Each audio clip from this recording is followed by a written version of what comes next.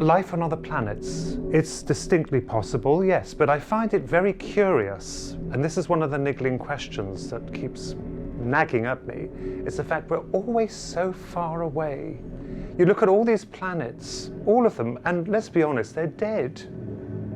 They're dead. As far as we know, there's no life. And the further we look, you know, these scientists say, these astronomers, they say, oh look, there's an Earth-like planet, God knows, zillions of light years away. Well, they're comfortable with that because it's unreachable. And even at the speed of light, it would still take us hundreds of years to reach them if they're zillions of light years away. I think we're looking at something that operates on multiple levels of reality. I believe in the interdimensional hypothesis. Maybe this force or this energy is utilizing or bringing itself into our field frequency of reality, and we see it as we translate it. So maybe we're not seeing it for what it really is, because this is not able to translate the whole information as best it can. The most difficult thing about ufology is the controversial nature. Definitely the controversial nature, because it's so elusive and it always appears to be one step ahead. But certainly if you document an account or you publish an account based on an incident, you will have absolutely hundreds of people attacking the testimony or tearing it to pieces. Some are forgiving, but for the majority they will pass it off as an explainable phenomena, atmospheric distortions, light refractions, secret technology. They will go through everything other than what it might possibly be.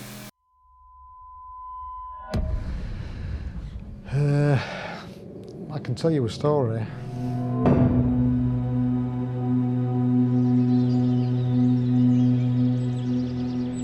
We had, as a family, a normal working class background, very strict Victorian upbringing, if you like. And we moved to a new home on the edge of a small village. We had neighbours that were disabled, and our last job of the day for myself and my younger brother was to take our dog for a walk and the neighbour's dog who couldn't manage their dogs. We'd put the dogs away, say goodnight to our parents, go to bed. That was the normal routine. On this particular night, it was probably early September, it was dusk, put the dogs away, went into the front garden, and I'm talking a lot of years ago, we're talking 1968.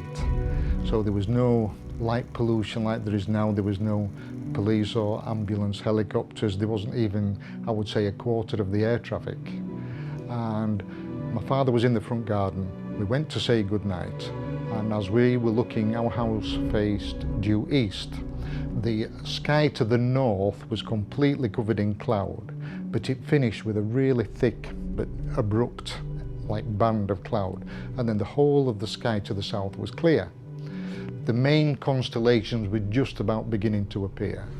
And my father, he wasn't an astronomer, but he was interested and liked to involve the children. And as we're looking at the sky and he's pointing, two UFOs came fast out of this bank of cloud and then just stopped dead. There was no sound, no anything. They were brilliant pearly white, and when they were still, they were perfectly spherical. And the one nearest to the cloud, you could actually see the light. They were so brilliant, you could see the light from it reflecting off the surface of the cloud. As that happened, I got a voice in my head, quite clearly, a sort of, I can only describe as a gentle masculine voice, and I don't know why, it just happened.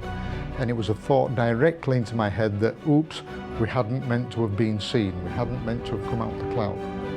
Now, I got that as a friendly thought in my head, quite strongly, and I don't know why I would say it was masculine or friendly, but that was the impression that I got.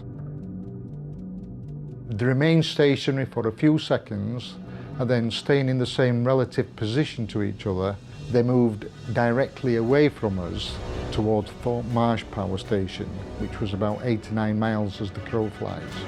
And they immediately were moving fast. There was no acceleration, same as there was no deceleration when they stopped. They came up very quickly, then were still.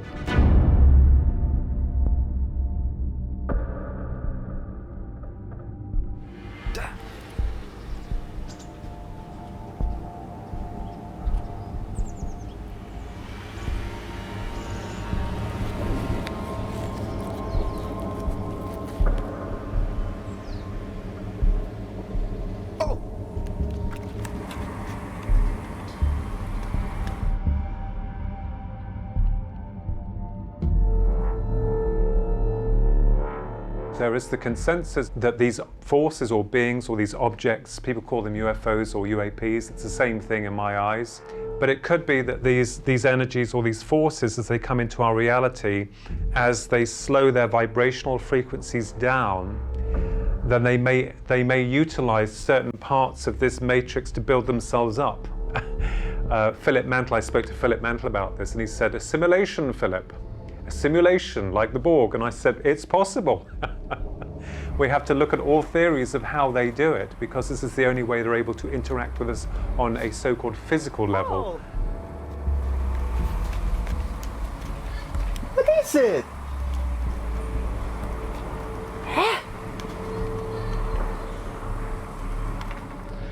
So they moved away. We probably only had them in sight for a minute, something thereabouts, and there was no sound whatsoever. The three of us were sort of sat there, mouths agape, looking at the sky as you would.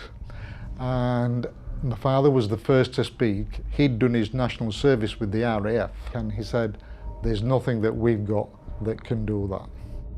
I always say, when I've investigated things since then, that when people do see something like that, it's so obvious that it's alien, for want of a better term.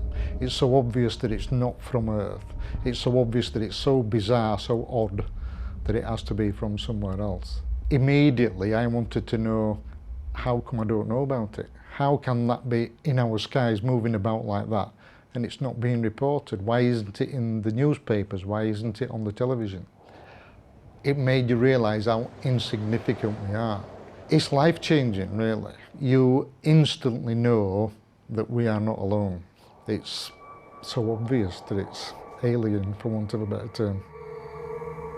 There is nothing that I could bring to the table to convince someone of that reality. I think on a personal level, they themselves would have to go through an experience, either seeing a departed loved one who has passed over, seeing a UFO, or going through some form of strange paranormal activity. And I hate the word paranormal because I think it's quite normal. It's just that because human thought is so rigidly controlled, the brain is a remarkable organism, and we've been contained and controlled since birth to only see things that the system wants us to believe is real.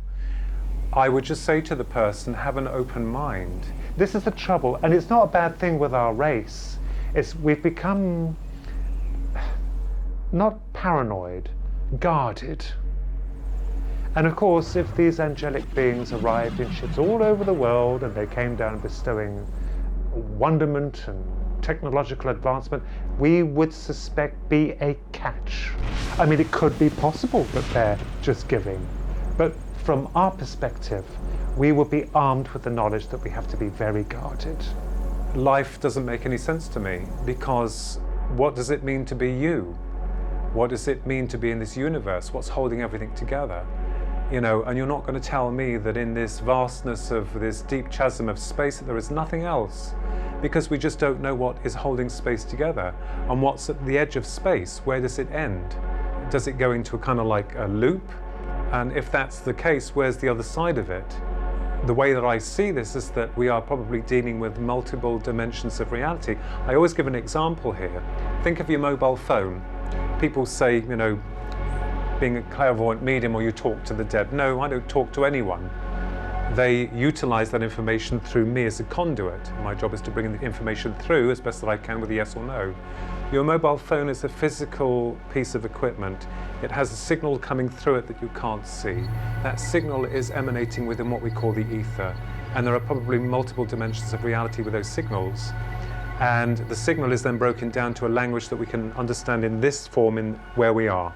In its primary state, we wouldn't know what it's saying unless we were matched with that signature, with that frequency, and then we'll be in that world.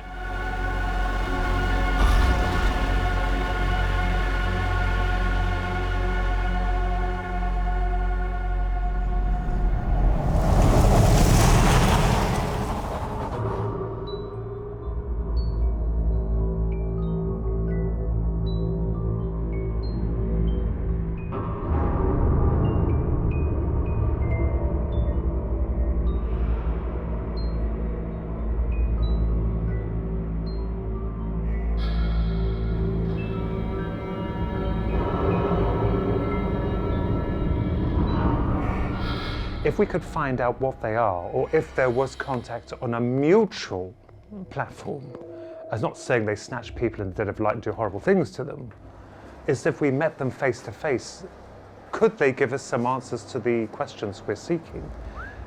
Like the universe. Would they be any wiser? They may not. They might, I would think they would be a little bit wiser. But there again, are they also interdimensional? Oh my God, what was that?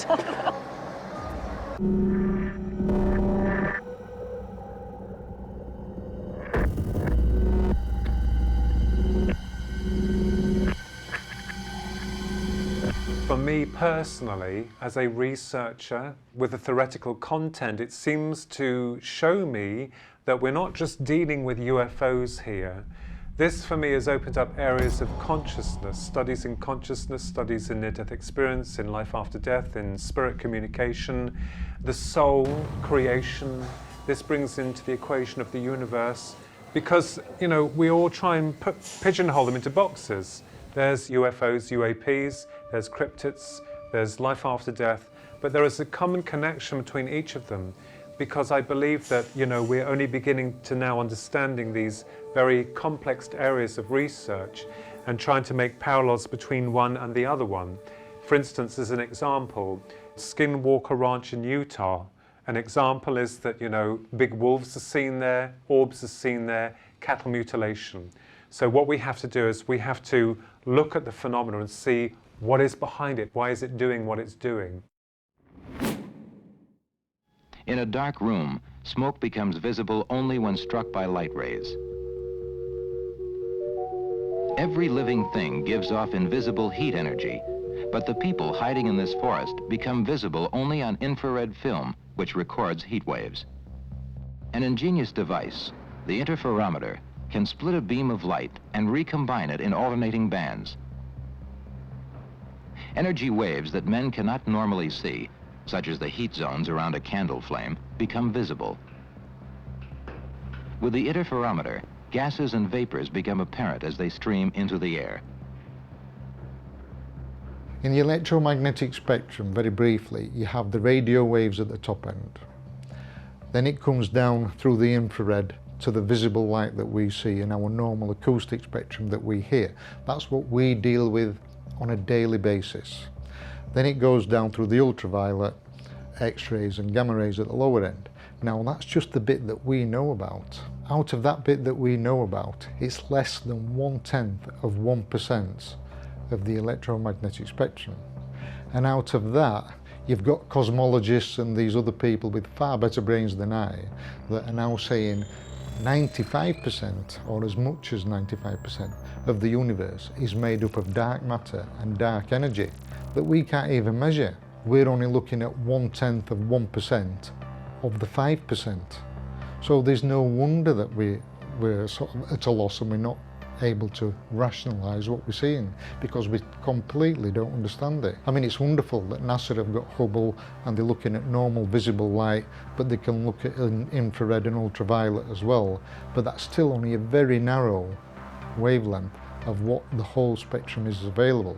And because at the moment we don't have the technology that looks into dark energy or dark matter, there's that whole breadth of frequencies out there that we can't even begin to look at the moment.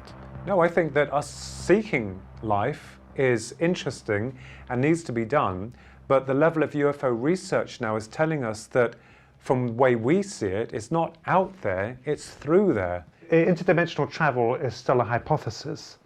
I mean, it's not proven, but it's likely, very likely, and the scientists are smart. They are now talking about them. You know, alternative worlds brushing against ours or other realities. If you imagine our electromagnetic spectrum as an LP, the old-fashioned record that goes on a turntable. So that is the frequency that we're on. This dark energy and dark matter are not on our frequency, they're not on our record, and they can be the record above us and above that and above that. We are in the middle of a whole stack of records, and within that stack of records is the whole of the electromagnetic spectrum, including dark energy and dark matter, and we're just in the middle of it. So we have frequencies and we have worlds, if you like, and universes on either side of us and higher up and down in the frequencies. So ET is able to tune their frequency to us, and that's how they interact with us, and then they're able to tune out of it and back to where they came from. You look at this in a whole new context when you think about our solar system, our cosmos, because where they come from, they may not have a cosmos. A dimension may be completely alien and different to our set of laws. So we have to think about what their world would be like rather than what we are. We're used to the three-dimensional world. This is, as we call it, three-dimensional, whereas if they're fourth or fifth, or another dimension, it might be very different, and they may not be based on the atom as we are. Something I worked out as I was researching my book was the fact that it would make sense that the planets and everything more or less is round or circular, because we're based on the atom. The atom is circular and it's constantly moving.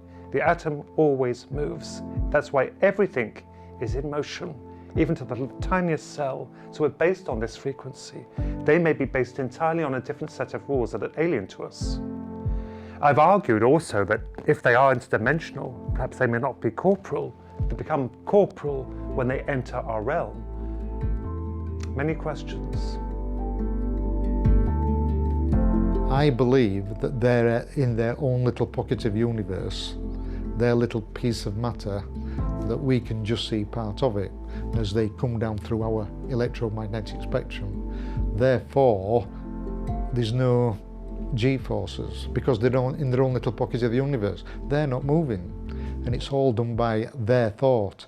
When you see these, I won't say stooges, but the word springs to mind on the television interviews that say there was no heat plume, there was no visible flight surfaces, it was like rubbish. That don't even come into it. They don't need that. So therefore speed and all these maneuvers are totally irrelevant. Speed don't go into it when you're not moving. Speed don't come into it, G-force don't come into it. There's no physical attachment to our gravity. So all this, they wouldn't survive that, or they wouldn't find that, or how can something move and then just stop dead? Totally irrelevant. They're not using our physics. In hindsight, you will always have those devout followers, like myself as well, who will look into this very heavily. But you will certainly have those who will mock it.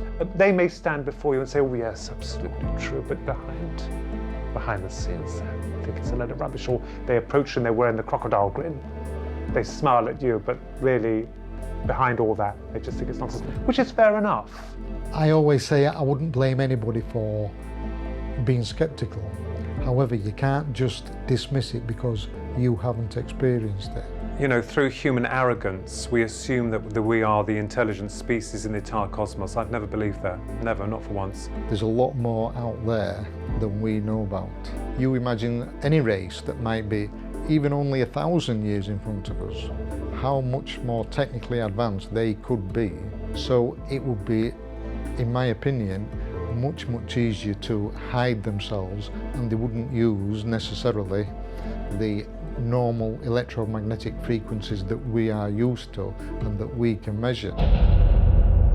The question is there a way by which someone's emotions might be manipulated at a distance through some form of electromagnetic means? And the answer to that is very probably yes. I discovered there was an operation in the Reagan years called Sleeping Beauty, which asked the question, can we use certain forms of electromagnetic fields in terrorist and hostage situations?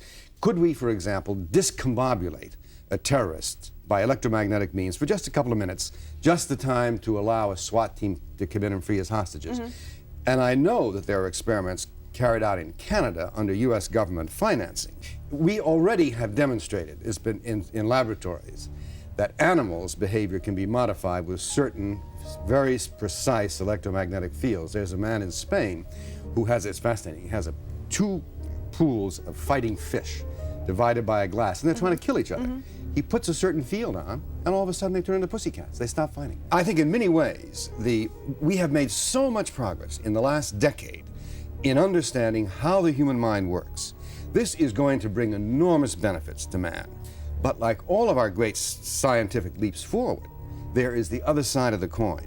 Many people think that neurologists today are where atomic physicists were in 1936, but that the consequences of what they're going to learn will be far more important for our future. From the 1950s, they were flying saucers and blonde-haired, blue-eyed. Now they've changed again to the greys and triangular ships or interdimensional. I think they can only get closer and closer, but is this thing or this force, or if it is a force, that's my own personal opinion, if this is reality, it's always one step ahead. It's always ahead. We can't catch it, you see. I don't think we're to fear it at all. I believe they've known about us from day one. They can come and go as they please, they've interacted as they please, and they've just let us run with it. And at the moment, they haven't declared war on anybody, they haven't killed anybody that we know of. But what I mean is there's no out-and-out malevolence. The hypothesis, people can just poo-poo them, that's fine. If anyone slates my opinions or anything like that, they're quite welcome to do so. But I'd like to see them try better, or try harder in their approach, because to me, and I meant that respectfully, very respectfully, I've spent a number of years working so hard to try and form some kind of picture. And this is based on my own research, my own world, of trying to find out what these things are. And I am none the wiser. Really none the wiser. A lot of us researchers are, pooling all of our resources together and wanting disclosure. We want people to know the truth and then to work towards examining and understanding that truth. Even if we have got that truth backwards, we'll still work towards a better understanding of it. You can write these books and you can come up with all these theories, as fanciful as they are. But as I said, at the end of the day, you are met again with a blank page. There's nothing. But it is real. This is real because I've seen it. I just hope that they tell us, yes, they are real, and they bring us that hard evidence to prove that we are not going mad.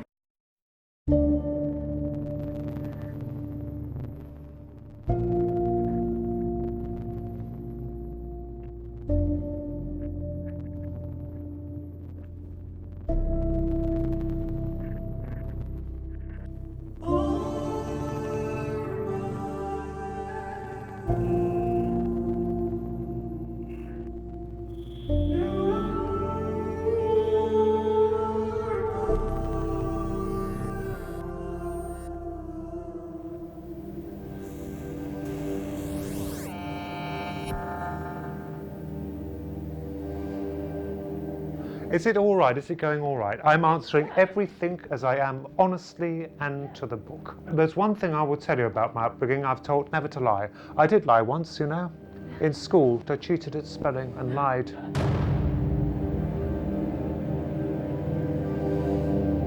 People can fabricate their own stories, generate their own intrigue through ego. We also have those people that really believe that something's happened to them when it hasn't. And of course, embarrassingly, I fall under that umbrella. You see, this is where it goes. This is your own testimony is questioned, which is fair enough. I don't mind. The thing that I am proud of is that, in a way, I'm privileged more to have seen them. I don't care what other people think. They can call me a liar, they can call me a crackpot, a nut. I don't care, I'm not bothered. I have seen them.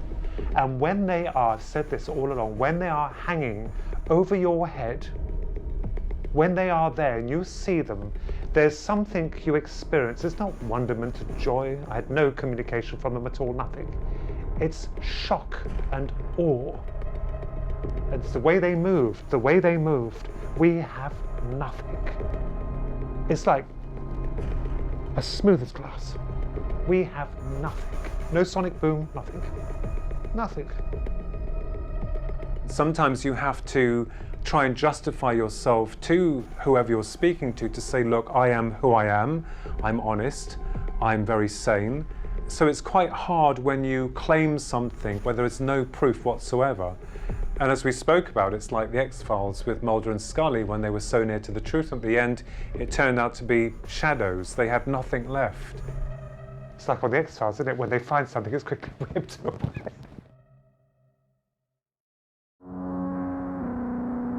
It started in 1982 in Tatchbrook Road in Middlesex. And I can't remember exactly which day it was, because you're a kid. I mean, I didn't keep a diary, I was bone idle, I was lazy at school. But something very bizarre happened. I became interested when my twin brother and I had an experience with our maternal grandmother when we were aged 13.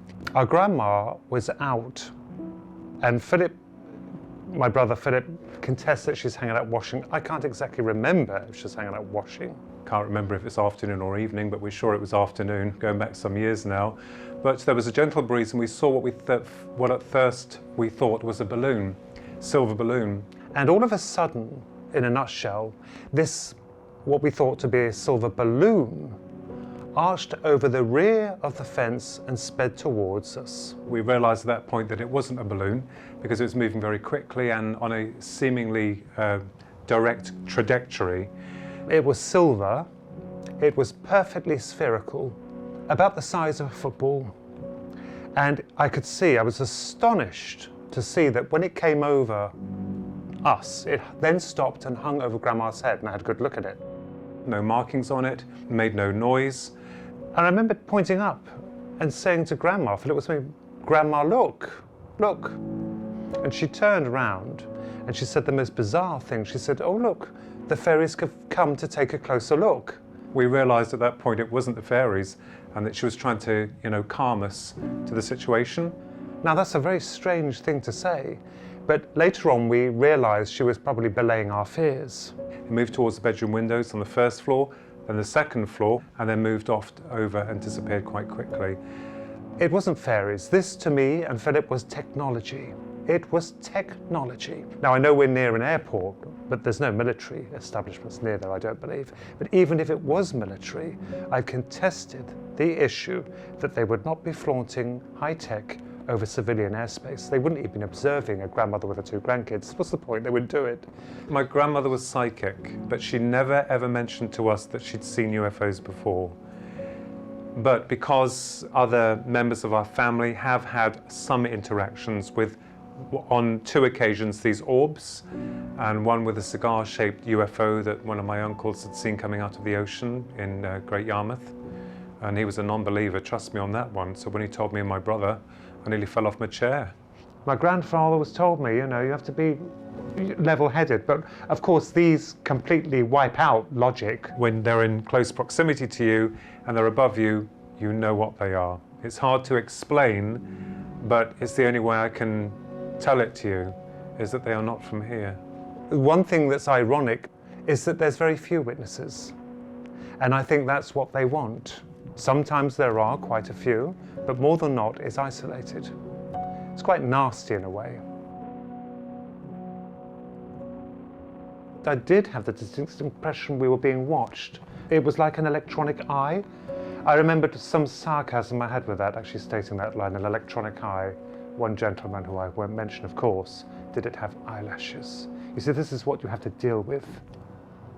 These know-it-alls, or these people who feel that they're imperial in that subject, whereas I am not. But as a kid, people will contest and say, well, it was a balloon. It was not. When you're there at the time, I can't reiterate enough. That was technology, and very bizarre. So that's how it started. And of course that really interested me because no one really spoke about it. But of course, this is the annoying thing about the subject. It's all hushed up. No one must know. You couldn't talk about it. And by God help you if you spoke about it at school. They would just laugh at you. You're an oddity, you were crazy, you're imaginative, you're delusional. They'll come up with anything and everything. The reason why it's hushed up is because it doesn't follow a preferred narrative. Also, fear. This is one thing that I wonder about the powers that be, and perhaps sniff suspect to them.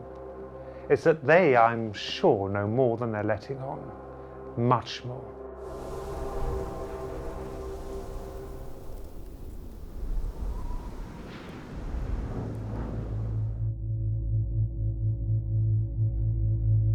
And it wasn't until the event of when we moved from where we lived before, which was Luton, after coming back from South Africa, to a village called Marston-Moor-Tane. And at that time I was age 20. So there was a gap between the first initial sighting of what we call a UFO, but it was quite small to be a UFO. My brothers always said that it was an eye, rather like the Foo Fighters in World War II that was spotted. And it was until the period of 1989, the winter of 1989, where the full scale of this phenomena really dug into me. And I had what most people assume was an alien abduction in the winter of 1999 at the village of Marston-Moor-Tane. I have been arrogant. I have been wrong in the past. I denounced something, an idea, and that is terrible for me. It's made me a better person, I hope, in terms of integrity and in terms of trying to understand this phenomena in a sensible, if we can call it sensible manner. Are they already here? I suspect they are, but what they are, I do not know. We don't know. There's something. The best evidence I've come across for UFOs, none. Interesting. None. No, there's no evidence. There's no evidence to this entire thing. There's nothing. It's just words, testimonies. And just as we started down the woods, well, it went up through the trees. Looked like a big cigar shape with light lit from both ends. And then it seemed to just go together, make a ball, and fly out into that field, and it was a great big, huge yellow glow out there. And then there's another, and it come down, and it looked like big red wheels, like a wagon wheel. And I looked up, I saw this figure. It's kind of a rectangular shaped head. It had two eyes, looked sort of like light bulbs, it kind of real bright. Who does have any evidence? Nobody.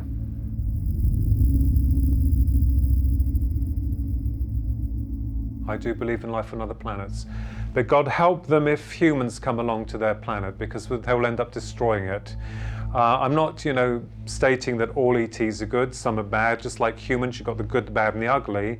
But I believe that we as a species need to kind of like step in line and understand that we have to change, because all that most of us do is we destroy, corrupt, and control. The greatest challenge we have at the moment is raising our thoughts and raising our frequency to an extent that we could be more acceptable to ET that have been all around us all the time.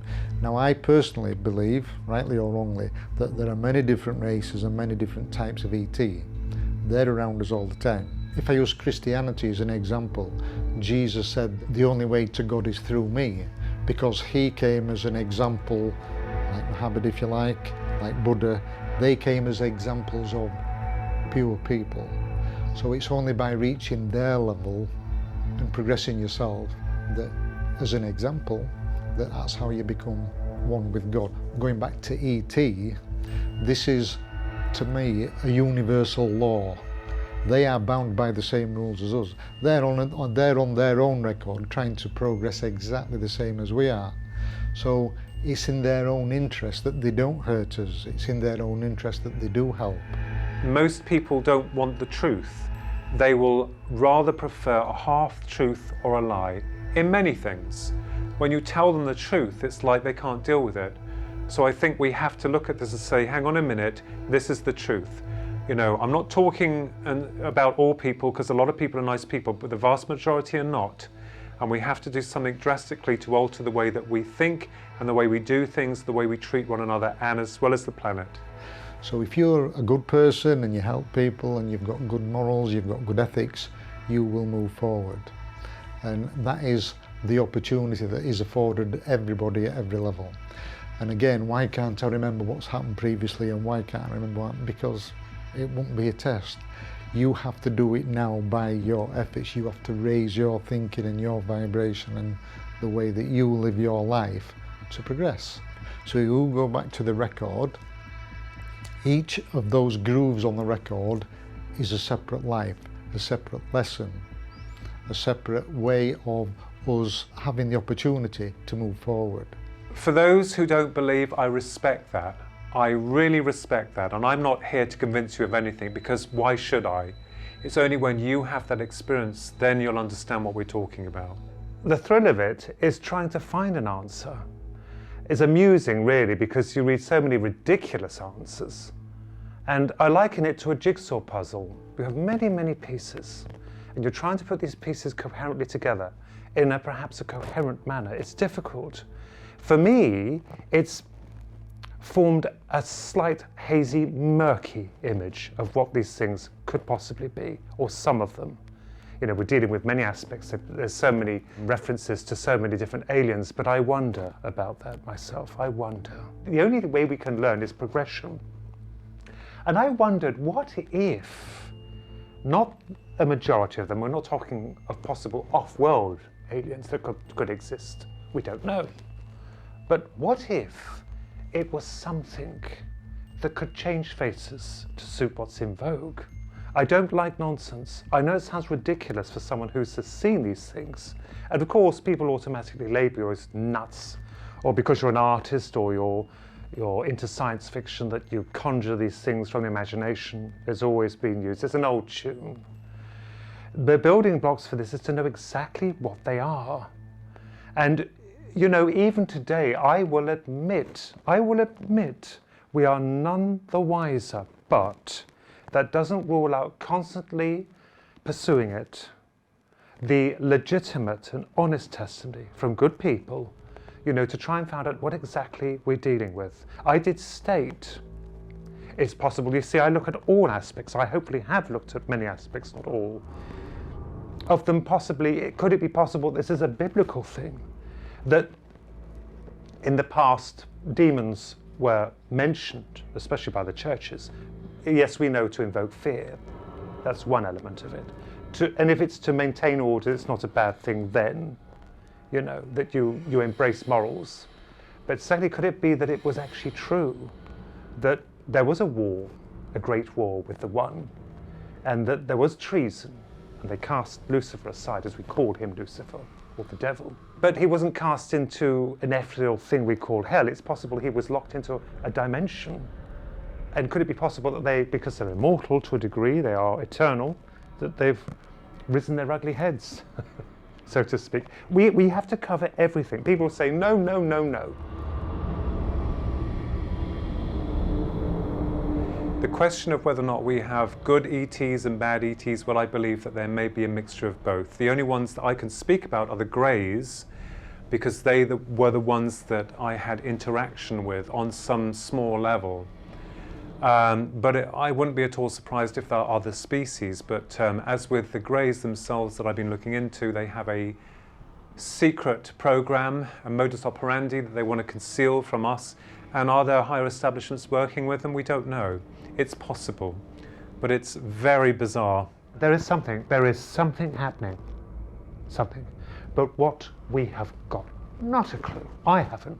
You'll have other people who state that. I'm not going to argue with them, because I said it, you know, before. And, you know, even if they see this, there'll be those, well, you'll get it anyway. It's like a program, you have the good, the bad, and the ugly. They'll be slating it, oh, he doesn't know what he's talking about. Of course I do. I'm being logical. With regards to the UFO subject, we only have a bunch of theories. We understand that phenomena operates on levels of high strangeness, where time is distorted. And I do feel myself personally there are two parts to the phenomena. One is when there is a viewing of a UFO, there seems to be some kind of distortion with time and space, whereby the environment changes. You can have three people standing together and only two will see the UFO. It's almost as if it seems to begin to integrate on a personal level of the psyche.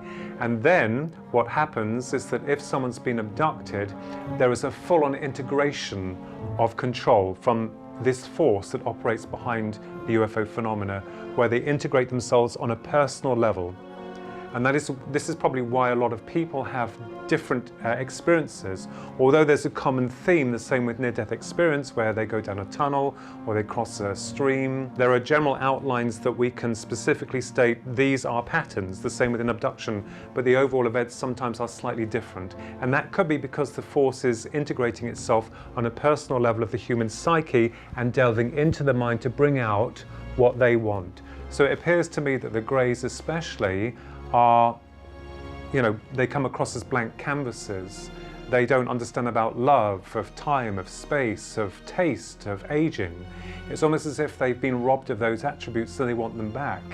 And maybe there could be some kind of, and I say maybe, gene splicing or recreation or hybridization of themselves with a part of what we are. Are they our enemy? Are they a patient, eternal enemy that wish to force us into a technological age of wonderment and horror? And if so, why?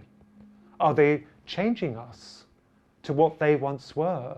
I believe myself that we were the product of gene splicing, experimentation by an extraterrestrial species that amalgamated a part of themselves with the hominid to create a new species. So it's not just looking at the UFO subject, it starts to open up other areas that you begin to suspect and think, well, you know, are the Greys responsible for our genesis? No, I don't think that they are. I think there may have been another species that did that, and that the Greys have found us. And to my mind, they are interdimensional as opposed to, you know, out there in space, because the way they manipulate time and space and memory is very clever. I remember all of it. There were four stages to the experience, and one part of it was something that one of my publishers decided to omit from the book, Believe, Bridging the Gap Between the Psychic and UFO Phenomena, but I'll explain what happened. It was winter in 1989. I'd walked back from the station, and when I got home, my dog Benji was there to greet me, my sister and my brother were there, got my back leaned against the cabinets in the kitchen. And what happened at that point was that the atmosphere became very strange, almost electric. And the dog started to react. Our dog Benji started to react to it. He started to growl, and his hackles went up. So I kind of assumed that something was kicking off, or he was being made aware of something that we couldn't see. And that unnerved me slightly. But then my brother did something very strange. As he was standing in front of me, he froze. He lifted his head up to the ceiling, and he said, "There's going to be an earthquake or Grandma's going to die." What happened was that there was this light that came up from what I thought, first of all, was our mother coming back from work early, because the light was quite intense and was coming towards the front of the house where the frosted glass doors were. And my attention was drawn to that area. And immediately, the door to the house started to become almost jelly-like. It was as if the light that was becoming brighter was moving the material, the structure of the door, into some kind of jelly. And it was moving backwards and forwards. It started to, you know, go in and out.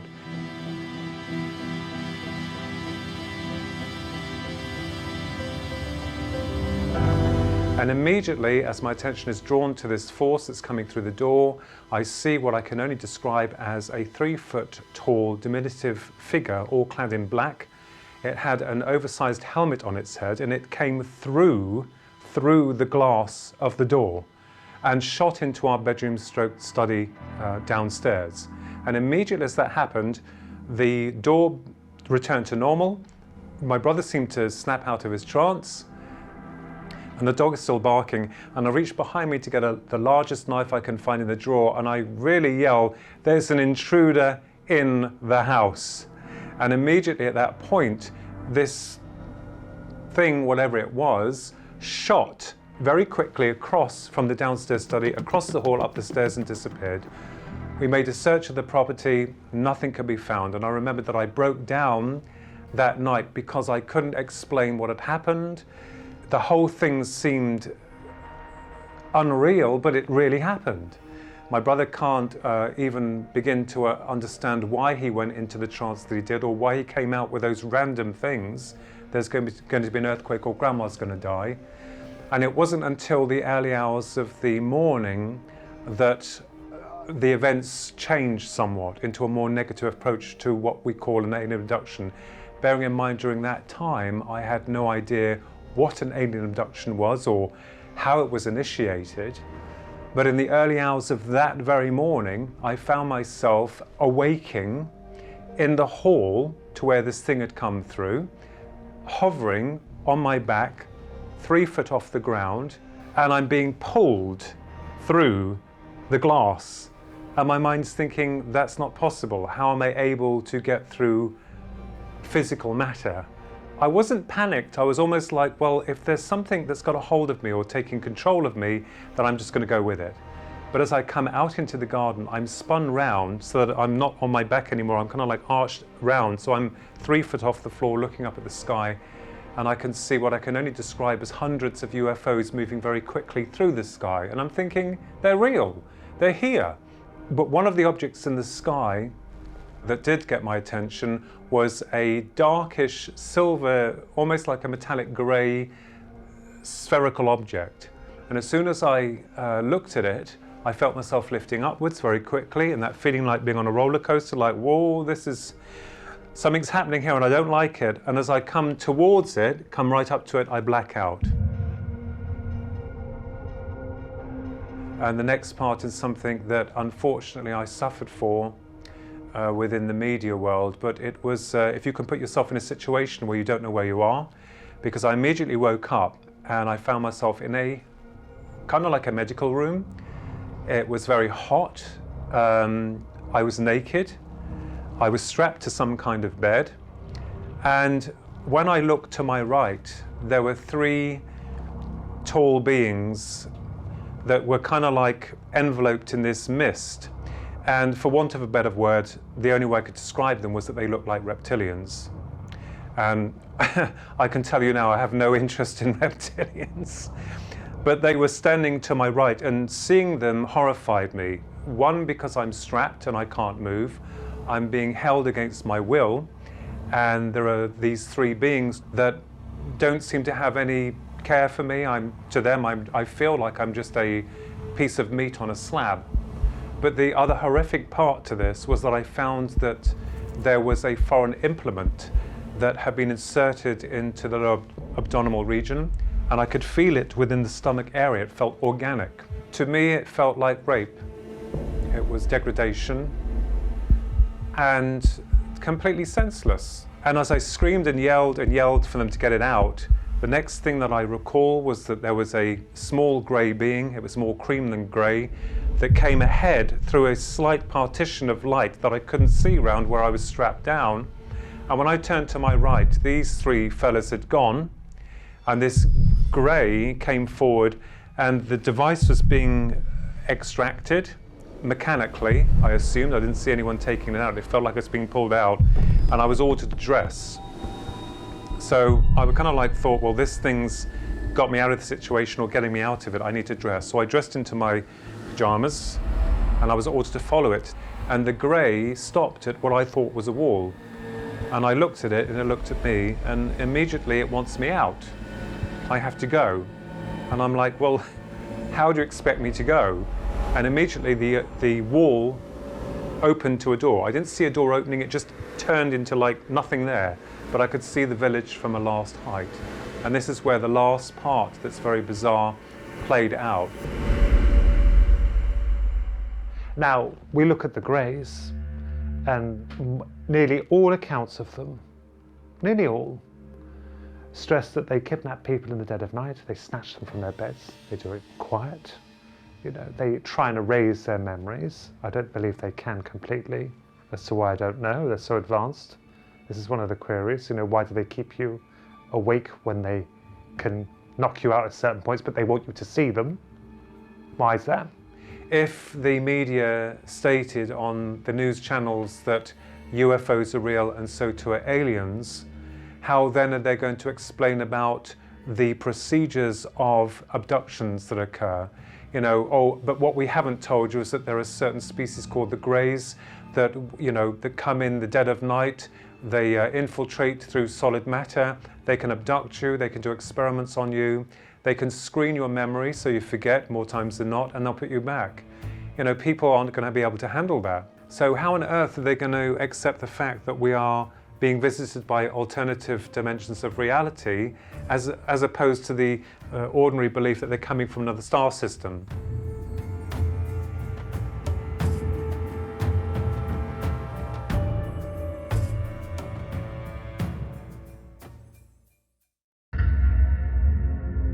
So I felt myself being pushed out, and there were two other greys, one on my right, one on my left, but I was told in my mind not to look at them, and I thought that's really odd because I've seen you already, so what harm is there in looking at these two here? But I realized as I'm coming down to our garden, it's light now, it's very early morning, I can see another smaller craft that's hovering by our conservatory and another figure standing under it. And as I come to the ground, I'm horrified because I seem to recognize this, for want of a better word, grey, but it was different from the other grey that I'd seen on that ship. It was more humanized, and my brother has created it through his artwork. I call it Noddy because it had this stupid pointed hat on its head. It had the face of a classic grey, but it seemed more human, if that makes sense, and it wore a one-piece uniform with knee-length boots. Noddy had his arms crossed over like this, and he was looking at me really angry, and I could see his stance. He was quite threatening, and I couldn't understand what I'd done or why he was angry with me. And I thought, no, actually, I'm the one that's angry. You've taken me, you've done these things to me, and you're looking at me like that. I wanted to punch him. I really wanted to punch him, but I couldn't move. It's almost as if I'm held. And he's still angry with me, and I thought, well, there's something I need to ask him. And if he can answer it, I can tell people this really happened to me. I need him to tell me something I need to know. And immediately I thought, how the hell am I able to get through locked and bolted doors? How am I able to get through solid material?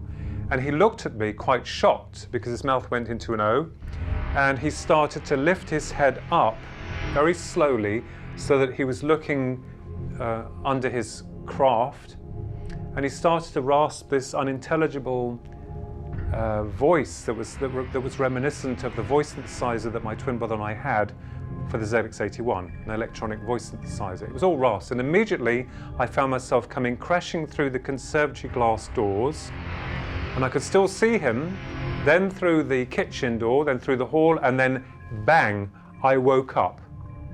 And I have to state, woke up. And immediately as I woke up, I had a nosebleed. I had to go to the bathroom to sort myself out. And the next day, there were 3 marks that were found behind my right ear that were in the shape of a triangle that my brother tried to take with an instant developing Kodak camera. Do you remember those Polaroid cameras? And 3 marks on my right arm here. I had continuous nosebleeds to my right nostril that the doctors were going to cauterize, but after 2 years they stopped, and I found it difficult to walk, and I had increasing problems with my right ear. So that was the general so-called abduction that I went through, but I wanted to explore what it was and why it happened and why it was so real and why it had left physical marks. And another researcher actually found parallels between what my twin brother had done earlier that day, with him going into the trances saying there's going to be an earthquake or grandma's going to die, and with what Noddy, the last alien I saw, had done by lifting his head up and coming out with a gargle. So we're still looking into that application, as though Pierre Sabac, the researcher, thinks that this energy or this force was scrambling everyone's mindset when the initial experience of seeing the small 3-foot black-clad fella came into the house. Is there a way by which someone's emotions might be manipulated at a distance through some form of electromagnetic means? And the answer to that is very probably yes. Yes. What happened was that I had another very bizarre incident occur to me in 1996.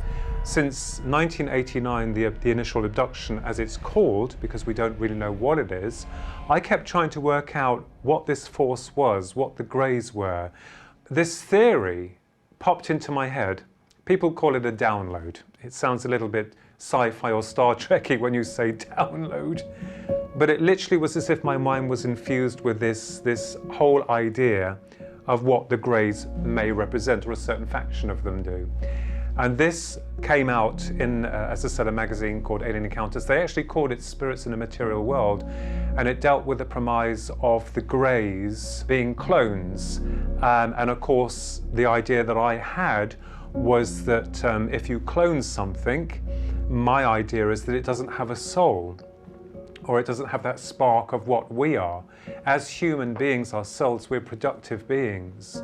And, you know, we come in through the correct channel of the womb. And my belief is that we carry inherent memories from what we call the other side within this life, not only genetic memory, but also psychic memories.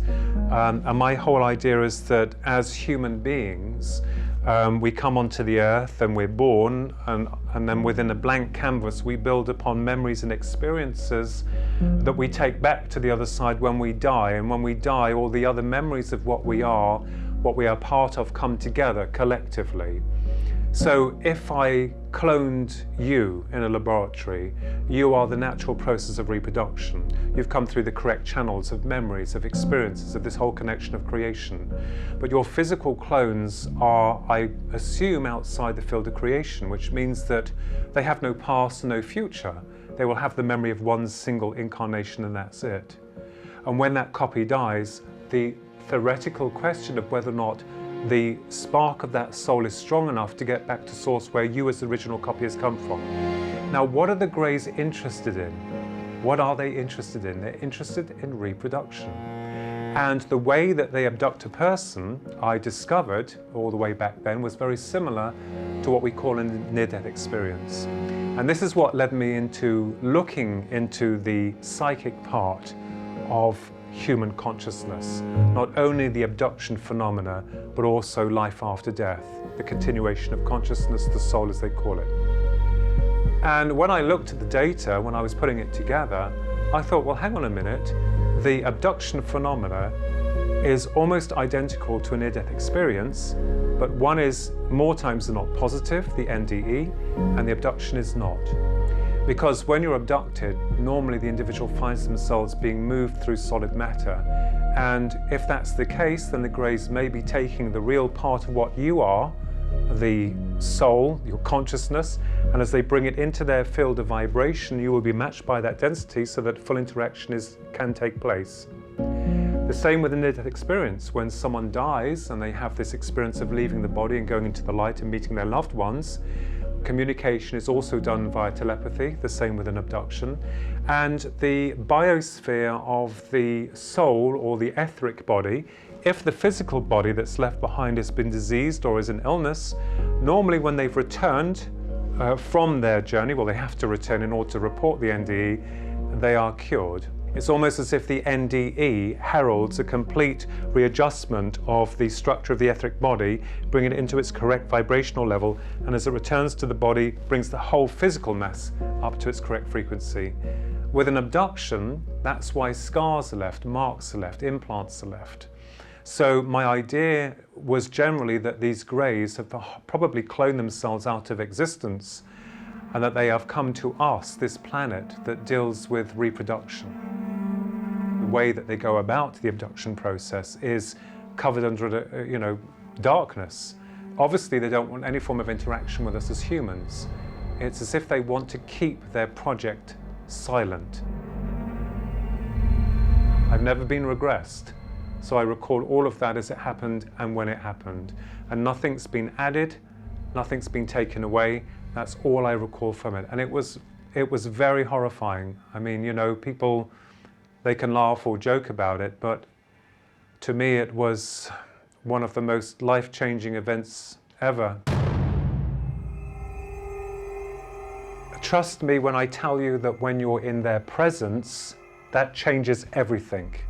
People will tell you what they think you saw. They didn't see what you saw.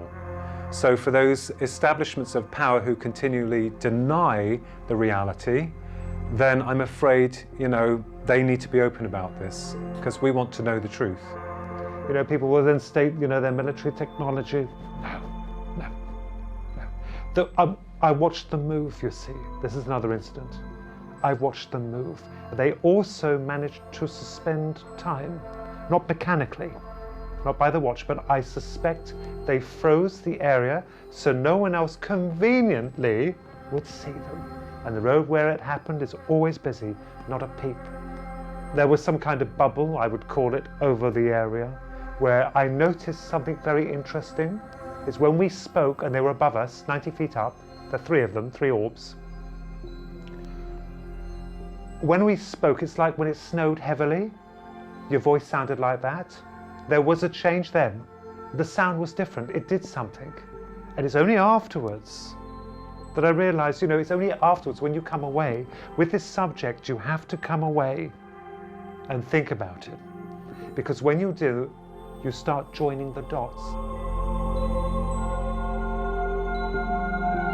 The last UFOs that we had observed was on the 9th of April 2016 that occurred at 11:15 at night. That was witnessed by other people, and these 3 spherical white objects were stationary over our house. They were massive, but they'd been clocked by my niece on their way to us. They invoked some kind of shield or something to prevent the outside world or any influences from seeing them.